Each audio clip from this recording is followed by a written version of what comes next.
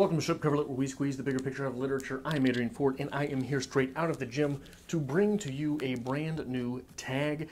This is the Popcorn Opening Paragraphs Booktube tag, in which we will pick at least 3 opening paragraphs that have impacted us in some way and explain why. Now, popcorn. In grade school, middle school, and high school, perhaps this is a colloquial thing and that's why I am explaining, I hated the word popcorn because it meant you were going to have to read out loud. And I hated it. I absolutely hated it. Mostly because you aren't sitting there reading along with whoever's reading or whatever you're supposed to be paying attention to. You're sitting there thinking, oh my God, not me, oh my God, not me, oh my God, not me, oh my God, not me, oh my God, not me. And eventually, yes, it is you. Surprise. And of course, because you were spending time thinking, oh my God, not me, instead of reading along, you look like a jackass when your name is called, and we have to stop and tell you where we are. So, I'm here to resurrect those anxieties. And I have before me 6 books with opening paragraphs that have impacted me in some way. I'm going to grab them, not at random because they are predetermined, but I'm going to read them one by one and say a little bit about why that paragraph impacted me. This is from Hemingway's The Old Man in the Sea. And again, I am at the end of my day after having gotten out of the gym, so if I stumble through this reading, please forgive me. But the first paragraph of Old Man in the Sea reads as such. He was an old man who fished alone in a skiff in the Gulf Stream, and he had gone 84 days now without taking a fish. In the first 40 days, a boy had been with him, but after 40 days without a fish, the boy's parents had told him that the old man was now definitely and finally Salau, which is the worst form of unlucky, and the boy had gone at their orders in another boat, which caught 3 good fish the first week. It made the boy sad to see the old man come in each day with his skiff empty, and he always went down to help him carry either the coiled lines or the gaff and harpoon, and the sail that was furled around the mast. The sail was patched with flour sacks, and, furled, it looked like a white flag of permanent defeat. This opening paragraph made a big impact on me because it is so simple. It is so, I won't say it's brief, but it is to the point. And you get 2 characters introduced, and their situations. The old man down on his luck, and the boy who not only is trying to learn the trade, but is influenced still by his parents, and still has heart enough to help the old man. And this really formed for me a good deal of what an opening paragraph should do in fiction. Because it puts you in the place as well. And that is why I really value the opening paragraph from The Old Man in the Sea. Second, from San Miguel. San Miguel by T.C. Boyle. She was coughing, always coughing, and sometimes she coughed up blood. The blood came in a fine spray plucked from the fibers of her lungs and pumped full of air as if it were perfume in an atomizer. Or it rose in her mouth like hot metallic syrup, burning with the heat inside her till she spat it into the porcelain pot and saw the bright red clot of it there, like something she'd given birth to, like afterbirth. But then, what would she know about it since she'd never conceived? Not with James, her first husband, not with Will either. She was 38 years old, and she'd resigned herself to the fact that she would never bear a child, not in this lifetime. When she felt weak, when she hemorrhaged, and the pain in her chest was like a medieval torture, like some peine de forte et dure, in which her torturer laid one stone atop the other, till your ribs cracked and your heart stalled, she sometimes felt she wouldn't even live to see the year out. Again, like The Old Man in the Sea, this paragraph sets us in a very particular place with, this time, one character in particular, but we get a little bit about Will as well. And one of Kurt Vonnegut's rules about writing is always have someone wanting something. Obviously, in The Old Man and the Sea, he wants to catch a fish. Here, we have a character who wants to conceive, whether she is willing to admit that to herself or not, as well as missing some type of desire. She does not know if she will see the year out, but she never mentions wanting to. So we have this want to extend or give life, and in the absence of that particular event, we don't really care if our own goes on. And that was something which really set the bar for the rest of this novel and the tragedy therein. And there is an immediacy there. Not seeing the year out, time's running out to conceive a child. We mention a first husband, we're with a second husband. So there's a sense of finality. And I think that it is important to set the tone for some novels to begin with that sense of finality. Perhaps on the opposite end of the spectrum, we have here from Bret Easton Ellis, Less Than Zero, which begins as such. People are afraid to merge on freeways in Los Angeles. This is the first thing I hear when I come to the city. Blair picks me up from LAX and mutters it under her breath as her car drives up the on-ramp. She says, people are afraid to merge on freeways in Los Angeles. Though that sentence shouldn't bother me, it stays in my mind for an uncomfortably long time. Nothing else seems to matter. Not the fact that I'm 18 and it's December and the ride on a plane had been rough and the couple from Santa Barbara who were sitting across from me in first class had gotten pretty drunk. Not the mud that had splattered the legs of my jeans, which felt cold and loose earlier that day in the airport in New Hampshire. Not the stain on my arm of the wrinkled and damp shirt I wear, a shirt which had looked fresh and clean this morning. Not the tear on my neck and the gray argyle vest. Not the tear on the neck of my gray argyle vest, which seems vaguely more Eastern than before, especially next to Blair's clean tight jeans and her pale blue t-shirt. All of this seems irrelevant next to that one sentence. It seems easier to hear that people are afraid to merge rather than I'm pretty sure Muriel is anorexic, or the singer on the radio crying about magnetic waves. Whatever else, nothing else seems to matter to me but those 10 words. Not the warm wind, which seems to propel the car down the empty asphalt freeway, or the faded smell of marijuana, which still faintly permeates Blair's car. All it comes down to is that I'm a boy coming home for a month and meeting someone whom I haven't seen for 4 months, and people are afraid to merge. This feels, after reading the novel, very much like it was written at the conclusion of the novel, because the themes which present themselves and the direction of the story seem to come directly out of that opening paragraph. And the first time I read it, I wasn't sure what was going on because there's so little directive there. There's so little immediacy there. There's so little oomph behind that paragraph. It's just sort of a dull droning that sticks in your stomach. And it's offsetting. It's off-putting. Especially when you read it more smoothly than I read it aloud. Again, not me, don't call on me. I hate reading out loud. And that paragraph is really one that, as someone who fancies himself a writer, is formative in the way that you can see the strings of that paragraph yanking as the story goes on. Another as a writer, this from We Have Always Lived in the Castle by Shirley Jackson. My name is Mary Catherine Blackwood. I am 18 years old and I live with my sister Constance. I have often thought that with any luck at all, I could have been born a werewolf because the 2 middle fingers on both of my hands are the same length. But I have to be content with what I had.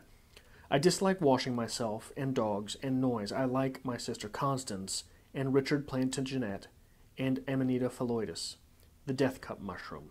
Everyone else in my family is dead. And this is actually a recent-ish read for me, but that paragraph had a huge impact on my concepts of what a first paragraph can or should be. As a writer, reading that, I absolutely cringe. And I cringe because if it had come from my pen and I printed this story out, I would circle it and say, work on this. Because it seems very raw and naked. It seems embarrassingly so. But that makes sense because of from whom it comes. Mary Cat is a young protagonist, and she is our speaker. This comes directly from her mouth. So, therefore, it is very in character, but also, from a reader's perspective, it is not bad writing. From a reader's perspective, it does flow very nicely. From a reader's perspective, it tells us a whole lot about Mary Cat that we will then go on to flesh out. From a reader's perspective, it sets up mystery. From a reader's perspective, it tells us Mary Cat does not necessarily live in the real world, even if she inhabits it. But mystery along with that, we don't know if this is the real world yet. So from a reader's perspective, it gives us a little touch of what might be to come, whether it comes or not. And that is something for which I have to thank Shirley Jackson, that the opening paragraph doesn't have to be good writing, if that makes any sense. Though this is not bad writing. I don't know. So this is going to sound very bad. If this novel were presented in any writers group across the United States or in any writers program, graduate level writers program, I guarantee you that opening paragraph gets nixed out, because everyone in that class is gonna think that it's very pretentious or too playful, or it doesn't set up enough from a thematic point of view. But from a reader's point of view, that is very good. See, that's sort of the danger of, and this reminded me of the danger of that part of my brain from having been in so many writers groups, from having been through a writers program. That type of judgment doesn't always matter. It doesn't always ring true, and it is to blame for some of the incredibly pretentious writing that you see from time to time. But also, I've read a lot of bad opening paragraphs. I've read a lot of bad writing in my day, and this is not that. So, as a writer, it forces me to sort of re-tinker with what my concept of bad writing is. Plain and naked is not necessarily bad writing, even if it is not edgy. Like Polinick. Polinick's very, very raw and naked and edgy. And because of that, at times he gets away with something which would be bad writing if it didn't hit you so hard. Shirley Jackson keeps the gloves on, but it's still very open. Moving on to On Writing from Stephen King. The first paragraph here is, I was stunned by Mary Karr's memoir, The Liars' Club. Not just by its ferocity, its beauty, and by her delightful grasp of the vernacular, but by its totality. She is a woman who remembers everything about her early years. Now, the reason this was formative for me is the fact that I read this before I had any real creative writing direction. And during that part of my life, I assumed that biography would have very little to do with the creative act. Most of my early writing, my early fiction, was to escape that reality. Now, I have not read Mary Karr's memoir, The Liars' Club, and I'm not particularly a fan of Stephen King.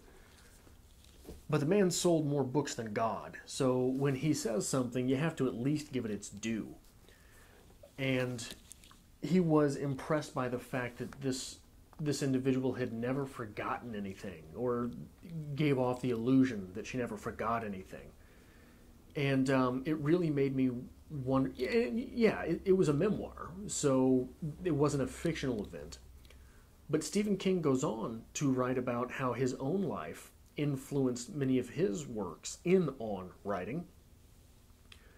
And the book itself is basically half memoir. It's half memoir and half on the craft of writing, which really is worth a read, even if you're not a Stephen King fan, which I know is sacrilege to say on this side of the internet. But that small paragraph, filled with so many things that are foreign to me, made an impact on my life, my writing, my reading, because it sort of opened up what the self could do on the page.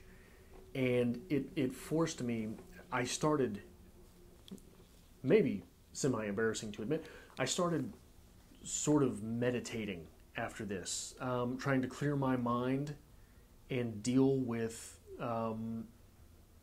my pretenses and deal with my anxieties in that manner. Because one of the things that happens when you do that, when you just sort of clear your mind and don't judge yourself, memories rush back to you. Memories that you had no idea were still floating around in there. And it's crazy the way it happens. And it gives you some clay with which to work. Some clay which is formed but not fired.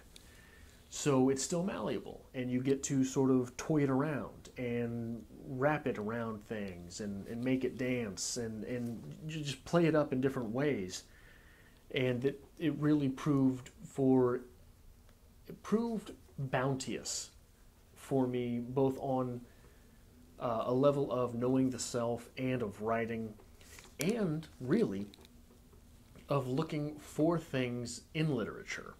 I had never really been exposed before this to biographical criticism. Well, actually, this came around sort of as I was getting that part of my education, of what criticisms were, and biographical criticisms and things like that. And whether or not you're drawing conclusions about biography from writing, which is always a dangerous thing to do, it's still fun to roll on the tongue. And maybe I might have selected these subconsciously in some type of order.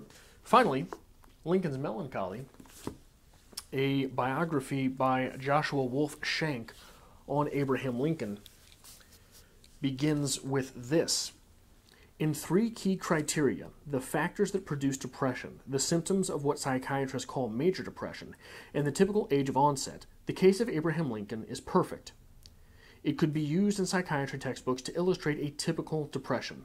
Yet Lincoln's case is perfect too, in a very different sense. It forces us to reckon with the limits of diagnostic categories and raises fundamental questions about the nature of illness and health.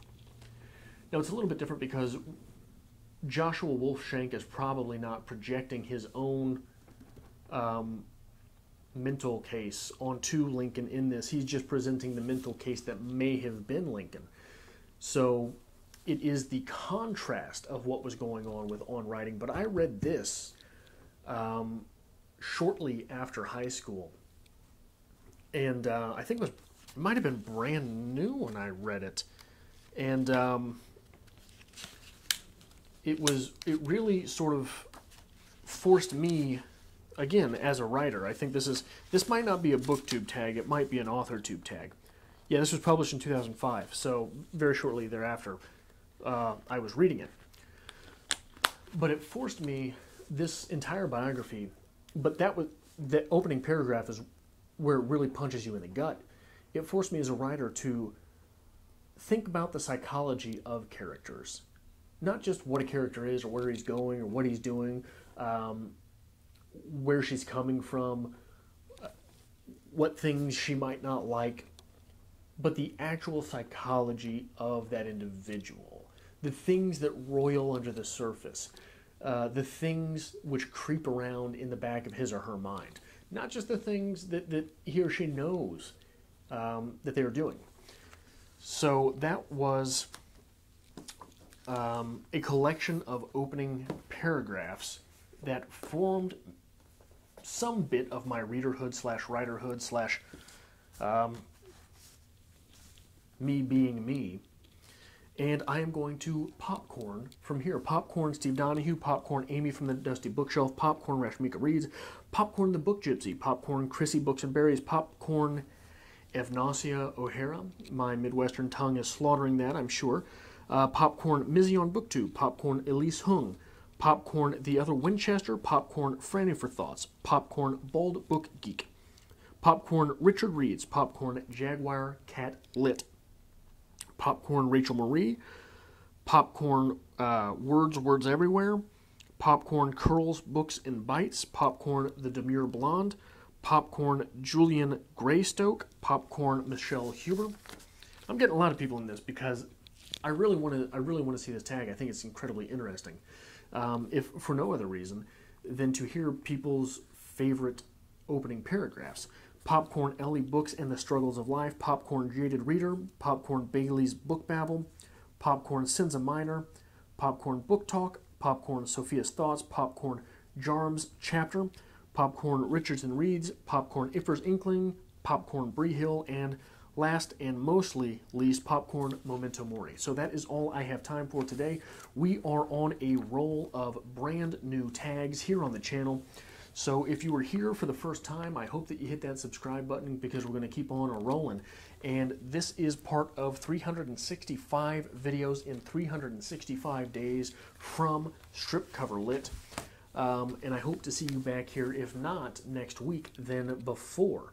But next week we will definitely have another new tag here on the channel.